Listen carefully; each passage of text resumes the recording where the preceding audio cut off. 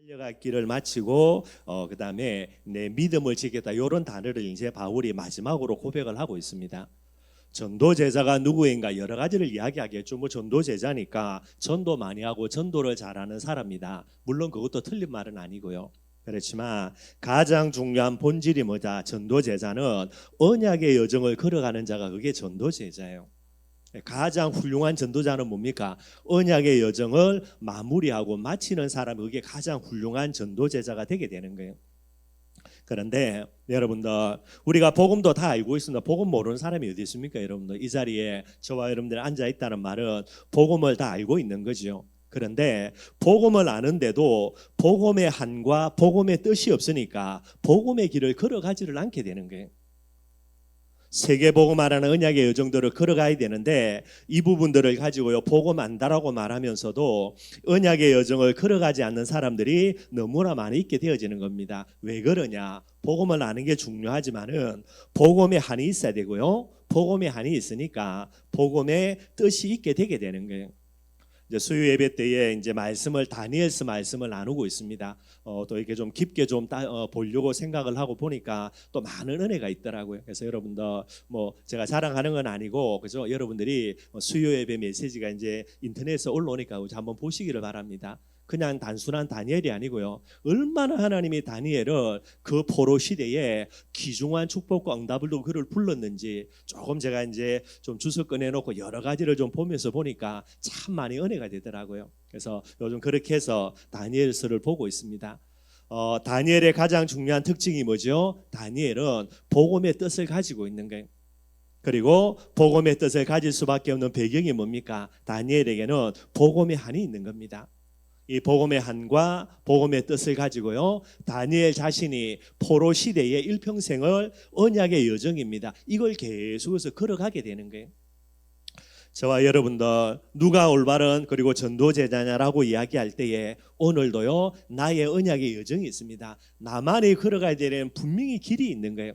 그 길을 따라 저와 여러분들이 걸어가야만 되게 되는 거예요.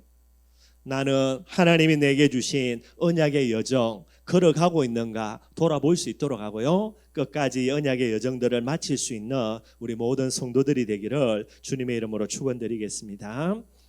오늘 말씀 조금 간단하게요. 제일 첫 번째는 전인격적인 복음을 가진 자가 전도제자입니다. 그래서 간단하게 한번 살펴보도록 하고요. 특별히 오늘 본문도 주인공이 갈렙의 이야기입니다. 이 갈렙이 단순하게 헤브론을 정복했다라가 아니라 전인격적인 신앙을 가지고요. 결국은 이제 헤브론을 정복하는 내용들이 나옵니다. 그 내용을 조금 살펴보고요. 그다음에 15장에는 여러분들 이제 요수아를 통하여서 가나안 땅을 분배를 받습니다. 그래서 와서 제비 뽑아라 그러거든요. 근데 세 지파가 이제 나와서 제비를 뽑아요.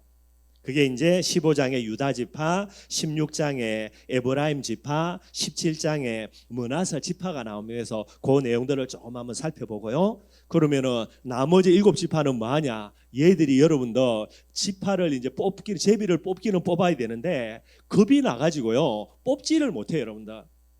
이미 아낙 자손은 갈렙이 자기가 가져갔죠. 그래서 그 다음에 이제 이래 되는데 나머지 많은 땅들이 있는데 7지파가 갈등한다고요, 그죠? 어디게 더 좋은 땅일까? 우리가 더 어떻게 편할까? 이런 거 고민한다고 제비조차도 못 뽑습니다, 여러분들. 이 내용은 뭐 또 이제 7월달 들어가서 조금씩 한번 살펴보도록 하고요. 그래서 7월까지 해가지고 여러분들 여호수아 전체를 조금 마무리하도록 하겠습니다. 그러면은 여호수아의 전반적인 그 모든 내용들은 뭐 크게는 아니지만은요 아마 조금 다루게 됩니다. 그래서 여러분들이 다음에 또 이제 성경 통독할 때에 여호수아서를 보게 될 때는 아마 뭐 이렇게 크게 어려움이 없는 부분이라 제가 생각을 하고 있고요. 그래서 7월 한 달 동안까지 해서 이렇게 좀 마무리하도록 하겠습니다. 원래는 오늘 다 대강 전체적으로 조금씩 다루면서 마무리를 할까 하다가 너무 또 이제 대강 훑는 것 같고 그래서 7월 한 달 더 이렇게 조금 더 이렇게 해서 말씀을 나누도록 하겠습니다.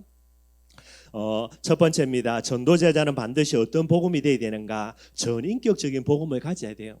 어려운 말이 아니고 여러분들 전인격적인 복음이 뭔가? 반드시 여러분들 전인격이라는 말은 지식적인 부분, 감정적인 부분, 의지적인 부분이 이게 다 세 개가 하나가 되어서 나와야 됩니다. 그거를 전인격이라 그래요.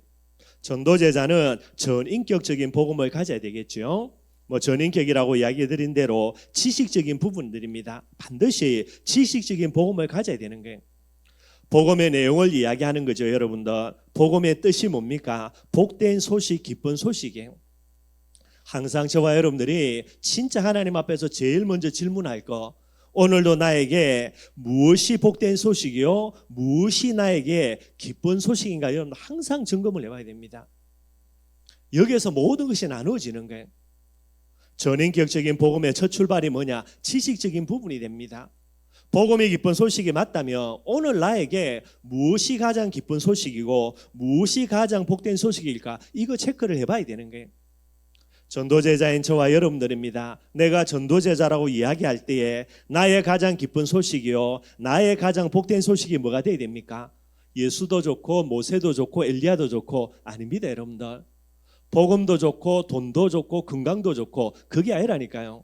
우리는 뭐가 돼야 됩니까? 마태복음 17장 8절입니다. 오직 예수 외에는 아무도 보이지 아니하더라. 뭐가 우리의 기쁜 소식이 돼야 되죠? 오직 예수예요. 그래도 목사님 사람인데 육신의 몸을 갖고 있는데 돈도 좀 좋고, 물론 맞습니다, 여러분들. 그러나 우리 중심의 하나님 앞에서 고백만이라도요, 물론 돈도 좋고 그죠? 노는 것도 다 좋은데 우리의 입술에 고백만이라도 뭐가 돼야 됩니까? 하나님, 내게는 오직 예수만 보이는 축복 속에 있게 해달라고. 이게 우리의 기도 제목이 돼야 되는 게, 일단 삶은 그저 두 번째고 조금 못 따라간다 하더라도 입은 비뚤어져도 말은 언제나 똑바로 해야 되니까 이게 우리의 중심이 돼야 되는 거예요. 지식적인 복음입니다. 오직 예수입니다. 우리의 지식이 돼야 돼요. 두말할 필요가 없겠지, 여러분들. 하나님은 다양한 예수 주신 적이 없어요. 오직 예수를 주신 겁니다. 그런데 사람들의 착각입니다. 사람들의 오해로요, 다양한 예수를 붙드는 거예요. 예수 모르는 사람은 두말할 필요가 없는 거고.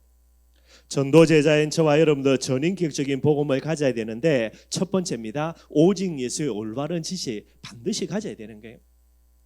두 번째입니다. 지식적인 복음을 기반으로 해서 뭐 해야 되죠? 전인격입니다. 감정적인 복음이 회복이 돼야 되는 거예요.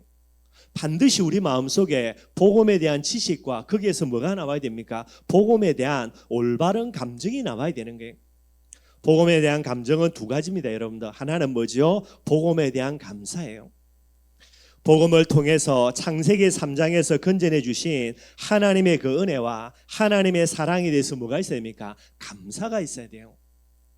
복음은 갖고 있습니다. 고백은 잘합니다. 오직 예수, 말은 잘하죠. 돈 들어가는 건 아니니까. 그런데 머리로요, 오직 예수의 비밀을 갖고 있으며 가슴 속에 뭐가 있어야 됩니까? 그렇구나. 오직 예수 내게 허락하신 하나님의 은혜와 그 사랑에 대해서 감사가 있어야 되는 거예요. 마음속에 감사가 없는데 입술로 오직 예수 이야기한다. 마귀가 웃습니다. 하나님이 절대로 인정해 주지를 않는다니까요. 우리의 마음속에는 항상입니다. 뭐가 있어야 됩니까? 이 감사가 넘쳐나야만 되게 되는 거예요. 바울이 이야기합니다. 일평생 복음을 향해서 달려갔던 사람이에요. 진짜 전도제자의 모델이 되게 되는 거죠. 그런데 이 바울이 고백합니다. 고린도전서 15장 10절에요. 나의 나된 건 뭐라고요? 하나님의 은혜라는 거예요. 내가 잘나서도 아닙니다. 누구 도움 받아서가 아니라니까요. 오직 하나님의 은혜라는 거예요. 이게 바울의 고백이에요. 늘 언제나 하나님의 은혜에 대한 감사, 하나님의 사랑에 대한 감사, 늘 가슴속에 이게 있게 되어지는 거예요. 뿐만 아닙니다. 두 번째 복음의 감정이 뭐가 돼야 됩니까? 복음 하나 몰라가지고요, 창세기 3장 속에서 그렇게 고통당했던 우리의 지난날의 과거를 돌아보면서 복음의 한입니다, 여러분들. 다르게 이야기하면 창세기 3장에 대한 한이 되는 거예요. 창세기 3장 문제가 뭐죠? 불신앙이죠. 불신앙에 대한 한이 있어야 돼요. 불신앙에 대한 한이 없으니까 불신앙하면서도 계속해서 핑계대는 거예요. 뭐가 없어서요? 한이 없어서. 복음에 대한 감사 넘치는 만큼 복음에 대한 한은요, 반드시 동전의 양면입니다. 있을 수밖에 없게 되는 거예요. 창세기 3장입니다. 불신앙의 한이죠. 뭐의 한입니까? 죄의 한이에요. 우리는 열심히 바르게 착하게 하는 줄 알았는데 알고 보니까 전부 다 죄라는 거예요. 사도 바울이 하나님을 위해 헌신한 줄 알았습니다. 그래서 하나님의 이름을 못 어겼던 예수 믿는 놈들, 여기 다 때려잡아야 될 놈들이지요. 그래서 허락을 받아가지고 예수 믿는 사람 다 잡아 죽인 거예요. 근데 이 사람들이 다 도망가죠. 어디로 도망갔습니까? 다메섹이라는 곳으로 도망갔다라는 거예요. 힘내 가지고요 다메섹으로 도망갔던 이 하나님의 이름을 못 오가는 이 사람들 때려잡아야 되지. 그래 간 거예요. 가다가 얻어 걸립니다. 예수님이 직접 나타나신 거죠. 예수님을 만나고 난 이후에 보니까 이것만큼 큰 죄가 없는 거예요, 여러분들. 그래서 이게 바울의 마음에 한이 되는 겁니다. 이 한을 가지고요 특별히 이제 서대반을 순교시켰으니까 그래서 바울이 서대반의 목까지 이를 악물고 복음 전하려고 그렇게 달려드는 거예요. 뿐만 아닙니다. 사단의 한이 있어야 되죠. 사단의 한이라고 하는 다른 게 뭡니까? 우상의 한이에요. 몰라가지고 우상 숭배한 겁니다. 사단 섬긴 거죠. 근데 알고 보니까 이게 틀린 거라. 복음을 통해서 우리가 하나님께 나아갈 수 있는 중요한 하나님의 자녀라는 축복받은 거예요. 그런데도요 우리의 마음속에 아직도요 모세도 좋고 엘리야도 좋고 하는 이런 세상이라는 부분들, 우상이라는 부분에 한이 없다. 그게 여러분들 잘못된 거예요. 여러분들, 저와 여러분들은 죽을 때까지 언약의 여정을 걸어가는 전도 제자입니다. 두 가지 감정, 어찌 보면 하나이죠. 복음에 대한 감사, 복음에 대한 한들 다 가져야 되는 거예요. 심장이 없으면 가슴이 없는데 어떻게 그게 여러분들 올바른 사역을 감당하겠습니까? 뿐만 아니죠. 올바른 지식 위에 올바른 감정을 가지고 뭐 해야 됩니까? 세 번째입니다. 의지적인 복음이라는 게. 정확한 복음의 내용 위에 복음의 한과 감사라는 복음의 감정을 가지고요 이제 뭐 해야 됩니까? 복음을 위해서 헌신하는 삶을 살아야 되는 거예요. 이게 전도 제자예요. 그래서 지식과 감정과 의지라는 부분들이 반드시 하나가 되어야 됩니다. 저와 여러분들은 하나님과 복음을 위해서 헌신하는 삶을 살아야 되는 거예요. 복잡한 거 아닙니다. 여러분들, 가장 기본되는 세 가지 헌신, 첫 번째죠 예배자로서의 헌신이에요. 오늘 이 자리에 저와 여러분들 예배 와서 앉아 있는 거, 이게 가장 중요한 의지적인 복음의 가장 핵심되는 복음을 위한 헌신이 되게 되는 거예요. 오늘 이 자리에 여러분들이 예배 안 드리면 뭐 해야 됩니까? 저 혼자 예배 드려야 되겠죠. 올바른 예배가 되겠습니까? 성경에도 두세 사람이 내 이름으로 모인 곳에 나도 그들 중에 있다라는 거예요. 오늘 저와 여러분들이 이 자리에 모여서 시간을 들여서 예배 드림으로요 뭐가 임하는 겁니까? 우리가 신앙 고백하는 이때에 하나님이 성령으로 역사하게 되는 거예요. 이것에 우리가 헌신하는 겁니다. 가장 귀한 헌신이지요. 또 이 자리에 참석해서 여러분들 그죠? 전제 조건은 제가 복음을 전해야 되는 거겠지만은요. 진짜 복음을 전한다 할 때에 여러분들이 이 복음의 은혜 받는 거, 이게 너무나 귀한 헌신이 되게 되는 거예요. 여러분들, 지금 이 세상에 많은 사람들 예수가 그리스도라는 복음 앞에 진짜 은혜 받는 사람이 얼마나 있겠습니까? 하나님이 우리에게 그의 아들인 예수 그리스도를 독생자로 보냈는데 이 예수님이 그리스도라는 이 복음에 진짜 깨끗하게 은혜 받는 사람이 얼마나 될까요, 여러분들? 근데 저와 여러분들이 부족하고 모자라지만은 이 좋지도 못한 환경이지만은요 이곳에 예수 이름 때문에 모여서 예수가 그리스도라는 거죠. 무시가 목사가 설교하는 거지만은요 여러분들이 연예계에 은혜 받는다. 얼마나 하나님이 기뻐하겠으며 이게 얼마나 귀한 일들이 될까요, 여러분들? 여기에 헌신하는 거예요. 크게 헌신한다를 떠났어요. 뿐만 아니죠. 여러분들이 현장에 가서 여러분들의 가정에만이라도요 여러분들 하나 때문에 우리 가정에서는 뭐가 돼야 됩니까? 예수가 그리스도라는 복음이 지켜져야만 되는 거예요. 내 하나 때문에 다른 가정은 모르겠고 다른 현장은 모르겠고요. 우리 교회 때문에 춘천에서는요 그래도 예수는 그리스도라는 복음이 우리 교회 때문에 지켜져야만 되는 거예요. 여기에 저와 여러분들이 헌신해야 되는 겁니다. 그거 하라고 부르신 거예요. 그게 예배예요, 여러분들. 뿐만 아니죠. 기도자로서 헌신입니다. 뭐 기도해야 됩니까? 기도할 거 많습니다, 여러분들. 내 자신을 위해서, 내 사랑하는 자녀들을 위해서, 내 먹고 사는 걸 위해서. 그러나 아무리 급한 기도 제목이 있어도 우리의 최우선순위 기도 제목은요 하나님의 나라와 의가 되는 거예요. 아무도 구하지 않습니다, 여러분들. 저와 여러분들만이라도 이 춘천 현장에 진짜 부족하고 모자란 우리 가정 가문에 하나님의 나라가 의가 임하도록 우리가 기도해야 되는 거죠. 가장 귀한 헌신이 되는 거예요. 뿐만 아닙니다. 전도자로서 헌신이 되겠죠. 뭐 해야 됩니까? 아무도 안 싸운다니까, 영적인 싸움. 그래서 모자라고 부족한 내가 뭐 하는 겁니까? 복음의 지식 가지고요 영적인 부분들을 위해서 복음의 감정 가지고 오늘도 내 있는 현장에서 먼저 강한 자를 결박하는 영적인 싸움, 여기에 헌신하게 되는 거예요. 여기에 헌신하지도 않으면서 여러분들 그죠? 내가 복음 가지고 전도제자라고 고함 지른다. 그거는 말이 안 되는 부분이 된다라는 게. 전도자는 반드시 전인격적인 복음을 가져야 되는 거예요. 그래서 야고보서 2장 26절에 야고보 사도가 증거하는 겁니다. 뭐라고 증거하죠? 영혼이 없는 몸이 죽은 것 같이 행함 없는 믿음이 뭐라고요? 죽은 믿음이라는 거예요. 야고보 사도가 증거합니다. 죽은 믿음이 있고 살아있는 믿음이 있다라는 거예요. 죽은 믿음입니다. 지식은 있습니다. 그죠? 예수가 그리스도라는 지식 갖고요. 늘 입술로 떠든다니까요. 주는 그리스도시고요. 그런데 지식은 있고요. 또 복음에 대한 감정도 있습니다, 여러분들. 복음에 대한 감사도 있고, 그리고 복음에 대한 한도 있고요. 그런데 문제는 뭐가 없다고요? 행함이 없는 거예요. 의지적인 복음이 없는 겁니다. 이걸 뭐라? 죽은 믿음이라는 야고보 사도가 이야기해요.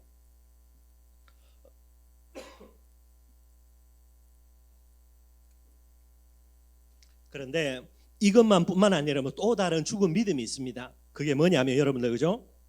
감정이 있어요, 여러분들. 진짜 하나님에 대한 뜨거운 감정이 있고요. 그리고 그 감정 가지고 하나님과 복음을 위해서 헌신한다라고요. 진짜 많은 헌신도 있습니다. 근데 뭐가 문제냐? 지식이 틀린 거예요. 잘못된 지식이에요. 이걸 가리켜서 뭐라 이야기합니까? 맹목적인 신앙이라 이야기해요. 누구죠? 이단들. 그 사람들의 가진 감정요. 저와 여러분들은 죽었다 깨어나도 못 따라갑니다. 그들이 갖고 있는 믿음에 대한 헌신들요. 여러분들, 우리가 만약에 그랬다, 춘천복음화 대구도 남지요, 여러분들. 우리 가정 가문 복음화 대구도 남는다니까. 뭐가 잘못됐지요? 틀린 지식이라. 왜 여러분들 통일교, 그죠? 우리 권사님도 계시고 집사님도 계시고 왜 잘못된 겁니까? 하나님이 아니잖아요. 어떻게 문서면 그분이 하나님이에요. 예수님이에요. 이 잘못된 지식 가지고, 그죠? 여기에 여러분들 뭐 틀린 감정이겠지만 본인들의 감정 가지고 헌신하는 겁니다. 뭐라고요? 죽은 믿음이에요. 뿐만 아닙니다. 여러분들 올바른 지식도 있고요. 그게 가지고 올바른 의지를 가지고요. 행함도 있습니다. 근데 뭐가 없다고요? 감정이 없어, 감정이. 올바른 감정이 없는 거예요.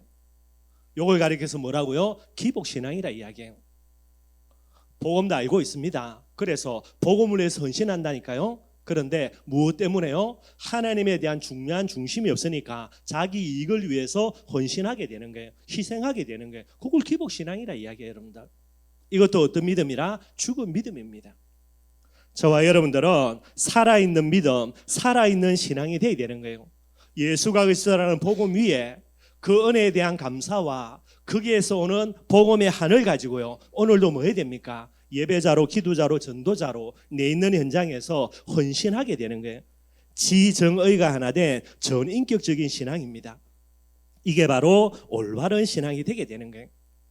여러분들, 우리가 잘 알고 있는 거죠. 지정의라는 하나된 전인격적인 신앙으로 하나님과 복음을 향해 달려갔던 바울입니다. 여러분들, 뭐 늘 아는 겁니다.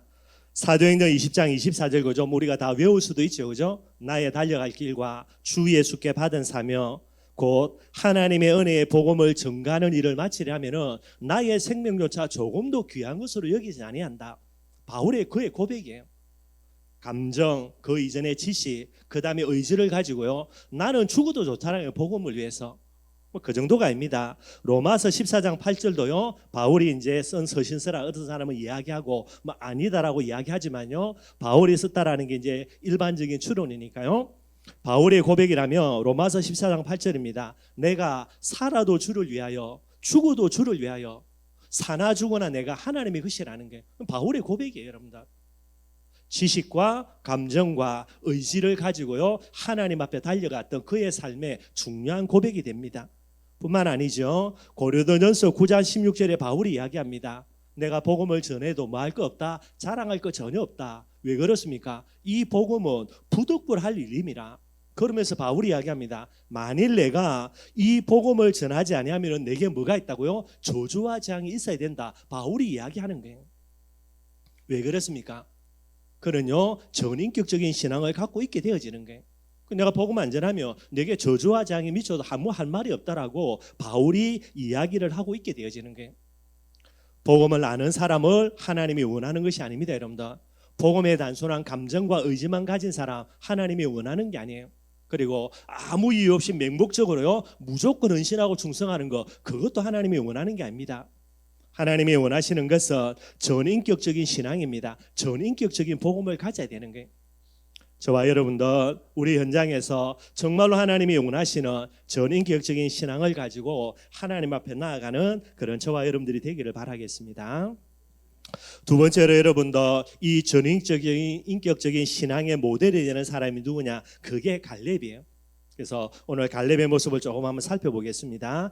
갈렙의 신앙입니다. 전인격적인 신앙을 가졌죠. 갈렙이 가졌던 지식적인 부분이에요. 여러분들 아버지를 시인하는 응답이지만은요, 이 갈렙은 그의 아버지 여분네를 볼 때에 여분네는 에서의 후손입니다. 에돔 족속이라 그래요. 그런데 이 여분네가 자기 나라 자기 민족을 버리고 어디로 귀화합니까? 이스라엘로 귀화하는 거예요.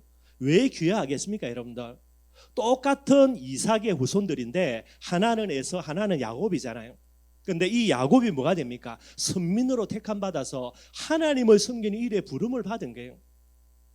너무나 안타깝게도 이삭의 언약이 누구에게 내려가야 됩니까? 이 장자에게 내려가야 되는데 하나님이 에서를 선택하지 않고 야곱을 선택한 거죠. 그래서 아마 대부분의 에돔 족속들은 열받았을 겁니다. 그런데 이 여분네는요 열받는 게 아니라 하나님이 야곱을 선택했다며 이삭의 언약이 야곱에로 내려갔다며 나는 내 아버지가 에서고 내 민족이 에돔 족속이지만은 이거를 떠나서 내가 이스라엘로 가야 될 게 아니야. 이게 여분네의 결단이었어요.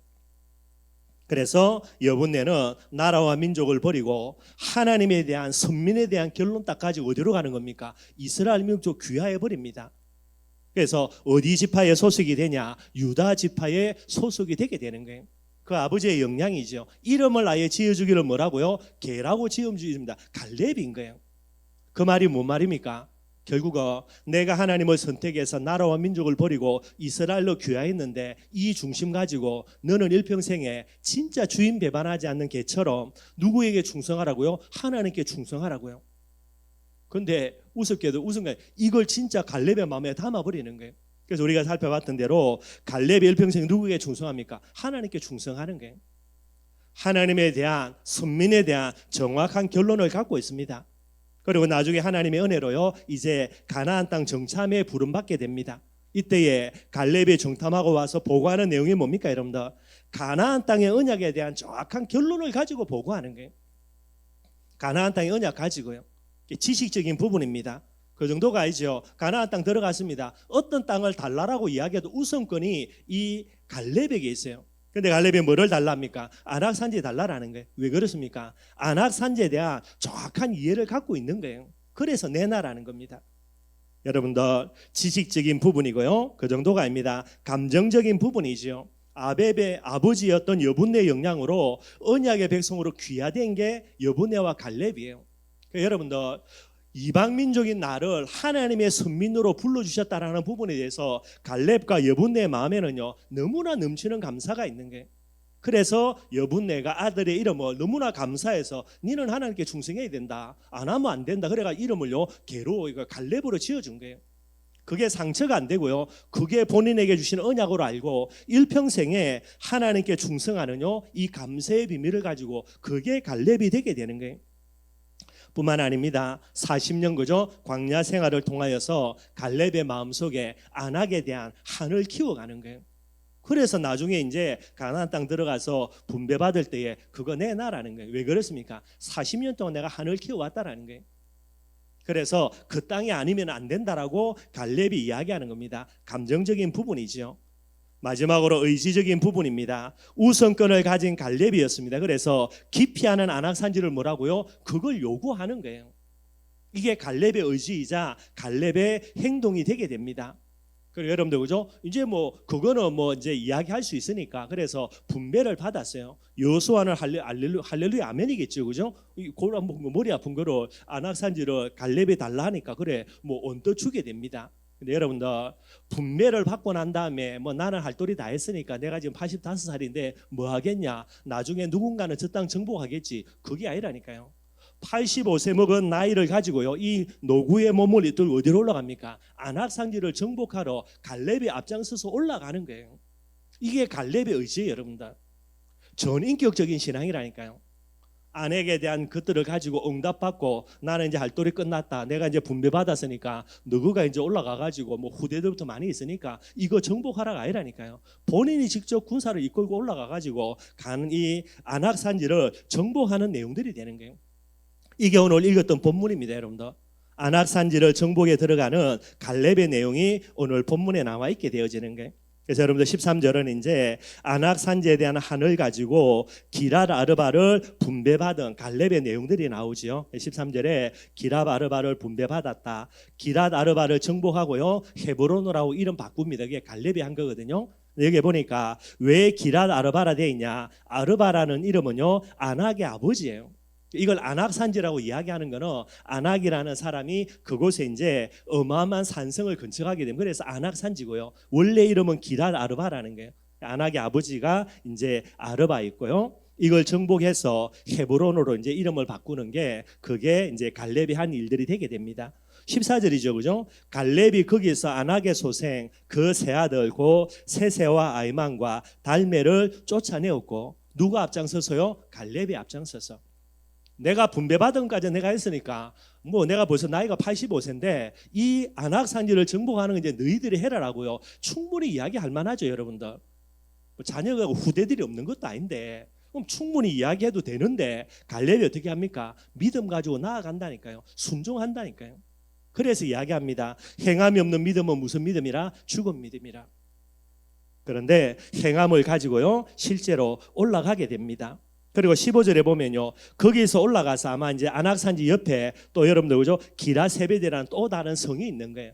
하나만 정복하면 안 되니까. 그래서 이제 기랏세베를 정복하러 올라가는데 이 기랏세베를 앞두고요, 갈렙이 뭐라 말하냐? 16절에 그죠? 기랏세베를 쳐서 정복하는 사람에게는 내 딸을 주겠다라는 거예요.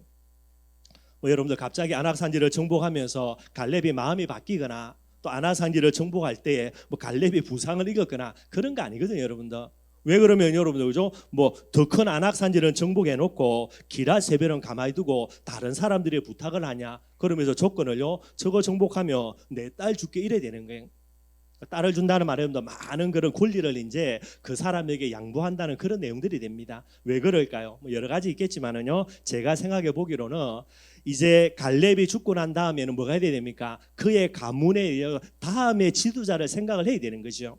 본인이 다 때려잡아 버리면은 어떻게 됩니까? 이제 85세인데 뭐 하나님 앞에 부름받을 날이 얼마 남지 않았는데 그 다음이 문제가 되는 거예요. 그래서 이것까지 생각을 하고 갈렙이 이야기합니다. 이거 정복할 사람 나오라고. 그것을 정복하는 사람에게는 내 딸을 주겠다라고 이야기하는 게 뭐를 준비하는 겁니까? 갈렙의 사후에 그 갈렙의 가문을 이끌 또 다른 지도자를 생각을 하게 되는 거예요. 누가 등장합니까? 17절입니다. 갈렙의 아우 그낫의 아들입니다. 운니엘이죠. 자기 조카가 되는 거예요. 이 운니엘이 등장합니다. 그래서 내가 올라가겠습니다라고 이야기하는 거죠. 그래서 운니엘이 이제 그 가문에 있는 거죠. 군사들이 이끌고 올라가서 기랏세벨을 정복하고요. 또 이제 이것을 가리켜서 드빌로 이렇게 이제 이름을 이제 하는 부분들이 나오게 됩니다. 그렇게 해서 안악산지를 정복하고요, 기랏세벨, 드빌을 정복하게 되게 되는 거예요. 여러분들이 잘 아시는 대로요, 사사 시대에 들어가서 최초의 초대 사사가 누굽니까? 그게 누구죠? 그게 운니엘이에요. 운니엘의 사사로 하나님 앞에 부름받는 이 일에 결정적인 영향이 뭐냐, 원인이 뭐냐, 원인이라고 그러시면요, 오늘 이 일들이 되게 되는 거예요.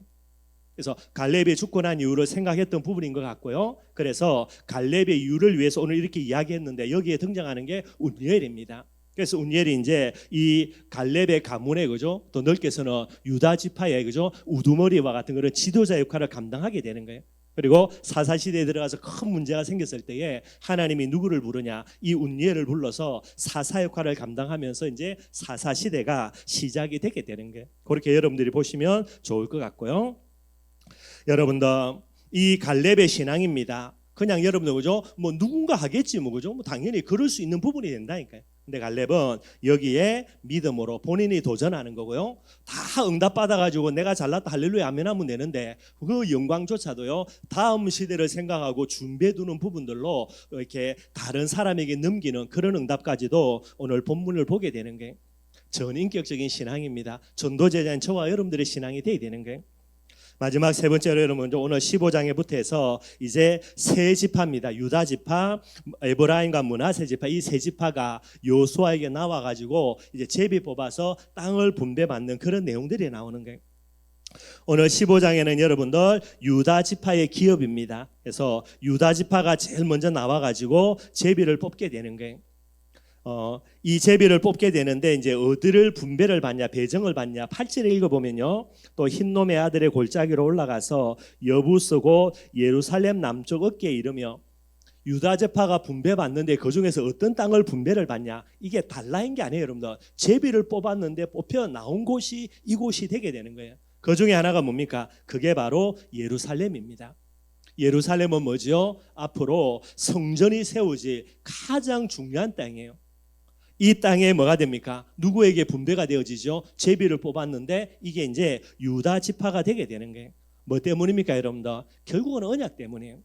메시아의 언약 때문에 앞으로 여러분들 이스라엘의 가장 중요한 성전이 세워질 그 땅을 누구에게 주시는 겁니까? 바로 유다 지파가 이제 배정을 받게 되는 거예요.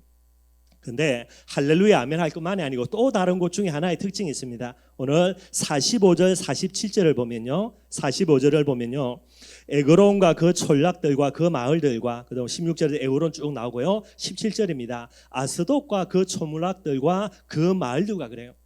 에그론과 아스돗이 어떤 지역이냐? 이게 여러분들 블레셋이라는 나라에, 그죠? 지금은 이제 크게 영향력이 없지만은 앞으로 시간 지나가지고요, 이스라엘 백성들의 가장 큰 골칫거리가 될 땅이 그게 어떤 땅이냐? 그게 블레셋 땅이에요.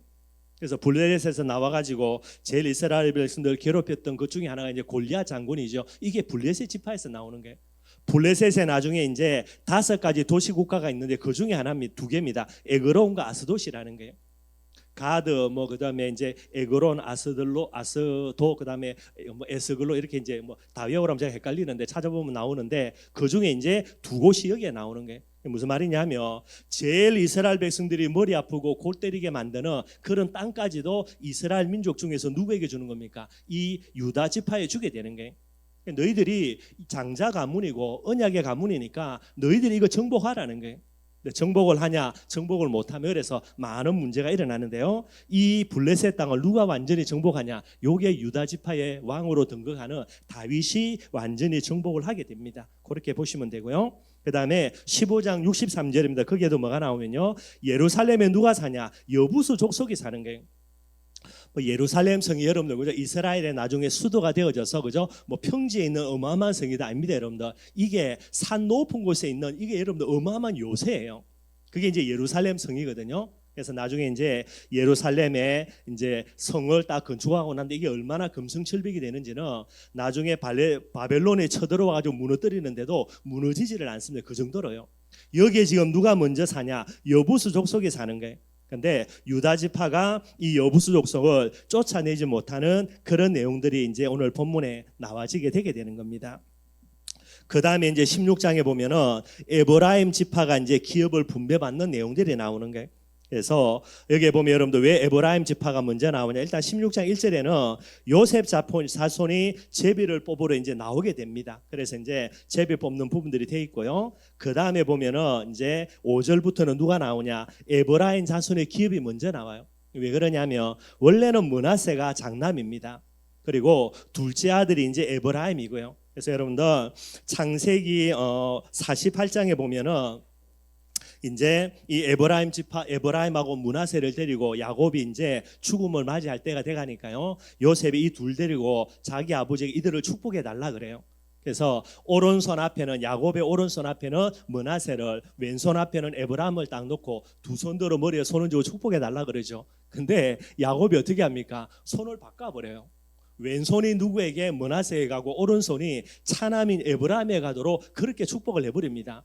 이 요셉이 이상하죠. 아버지가 아니다 틀린 거다, 요놈이 장남이다. 그래서 손을 바로 하려고 그러는 거예요. 야곱이 뭐라면 나도 안다 그러면서 이제 그렇게 엇갈려서 축복을 하는 거예요.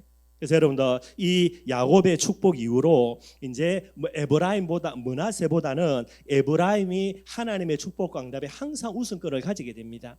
그래서인지 모르겠지만은 오늘 이제 제비 뽑을 때도요, 에브라임이 먼저 제비를 뽑는 그런 내용들이 나오고요. 그래서 이제 여기에 쭉 보면은 에브라임 지파가 이제 기업을 분배하는 내용이 나오는데 한 가지 우리가 볼게요. 여러분들 10절입니다. 16장 10절에 보면은 그들요 에브라임 지파지요. 에브라임 지파가 게셀에 거주하는 가나안 족속을 쫓아내지 아니하였으므로. 왜 쫓아내지 아니하였냐? 힘이 없어가 쫓아낸 게 아니고요. 여기에 보니까 가나안 족속이 오늘까지 에브라임 가운데 거주하는데 뭐라고요? 노역하는 종이 된다라는 거예요. 힘이 있습니다. 이 게셀에 거주하는 가나안 족속을 완전히 쫓아내고 진멸할 수 있는데 뭐 때문에 살려두지요? 종으로 부려먹으려고요. 여러분들 개인의 그런 이스라엘 지파의 이익을 위하여서 하나님의 말씀에 불순종하는 그런 에브라임 지파의 모습이 오늘 본문에 나와 있는 게 나중에 어떻게 되는 겁니까? 결국은 이들 때문에 우상 속으로 빠져드는 일들이 일어나게 되는 거예요. 하나님의 은혜를 망각하고요, 하나님을 위해 선신하거나 살지 않고 자기의 이익을 위해서 사는 에브라임 지파의 모습이 오늘 본문에 나와 있는 겁니다. 그리고 이제 17장에는 므낫세 지파의 기업이 나옵니다. 뭐 똑같은 형태로요, 12절부터 13절에 보니까 이 므낫세 지파도 가나안 족속을 다 쫓아내지 못하고 가나안 족속과 함께 그곳에서 거주하는 내용들이 나오고요. 똑같습니다. 실제로 도전할 수 있는 능력을 갖고 있고요, 정복할 수 있는 능력이 있는데도, 하면 되는데도 결국은 핑계대고 도전하지 못하는 므낫세 지파의 모습이 되는 거예요. 그리고 이제 17절 마지막 부분입니다. 14절부터 18절까지는요 이렇게 해놓고요, 또다시 이제 에브라임과 므낫세 지파 두 지파의 우두머리들이 찾아옵니다. 여호수아에게 찾아와가지고 뭐라 말하냐?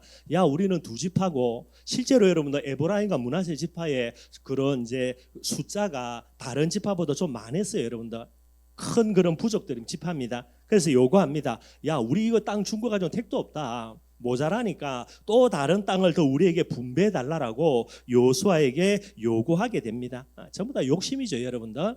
아니, 주신 땅만 다 정복하면 되는데 자기들이 핑계대고 정복하지 않고요, 그죠? 그래 놓고 여호수아 찾아와 가지고 우리는 족소가 많고 사람이 많으니까 이거는 분배받은 땅이 작다, 더 많은 땅들을 내놔라고 그렇게 이제 요구하게 됩니다.